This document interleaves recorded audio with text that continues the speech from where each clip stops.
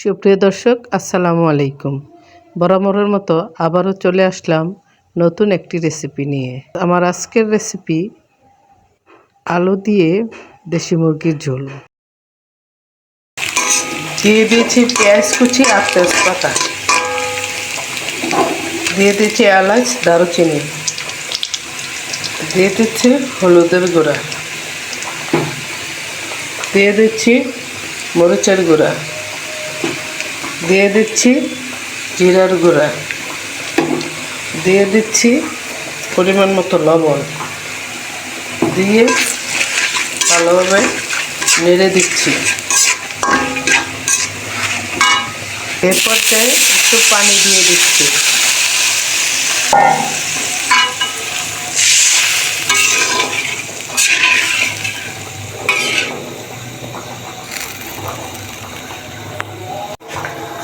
দিয়ে দিচ্ছি আদা বাটা, দিয়ে দিচ্ছি রসুন বাটা, আবারও আদা বাটা রসুন বাটা দিয়ে মশলাটা ভালোভাবে কষিয়ে নিচ্ছি। চামড়া সহ এখানে বড় আস্ত একটা দেশি মুরগি নিয়েছি। দেশি মুরগিটা ভালোভাবে ধুয়ে রেখেছি। এবারে সবগুলো উপকরণ একসাথে মিশিয়ে নিচ্ছি, মিশিয়ে মশলাটা কষিয়ে নিচ্ছি।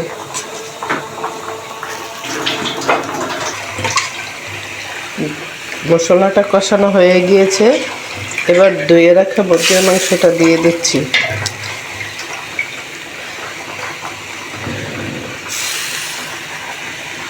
দিয়ে ভালোভাবে নেড়ে দিচ্ছি।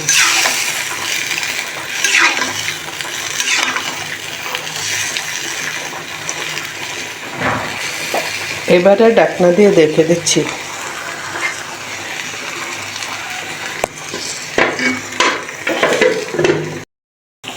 10 মিনিট পরে আবার একটু ভালোভাবে নেড়ে দিচ্ছি।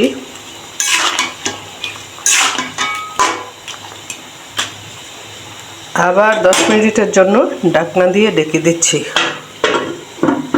আবারও চলে আসলাম 10 মিনিট পর।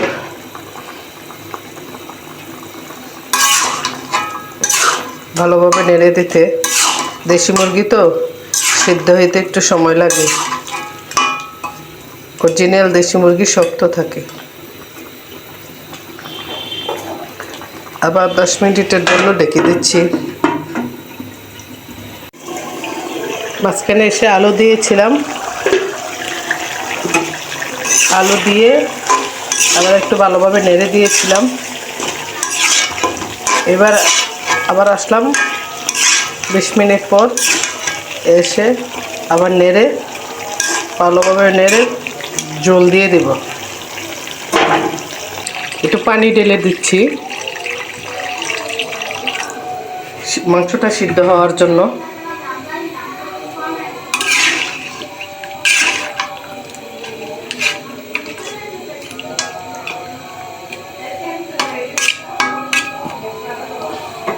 পানি দিয়ে আবার ঢাকনা দিয়ে ঢেকে দিচ্ছি।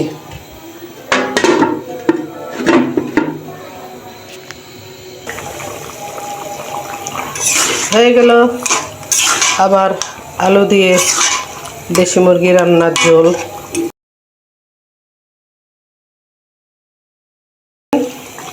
আপনারা এভাবে খেয়ে দেখবেন, আশা করছি ভালো লাগবে। বাসার সবাই খুব পছন্দ করবে। আজ এই পর্যন্তই, আবার কথা হবে অন্য কোনো সময়ে, অন্য কোনো ভিডিও নিয়ে। কেমন?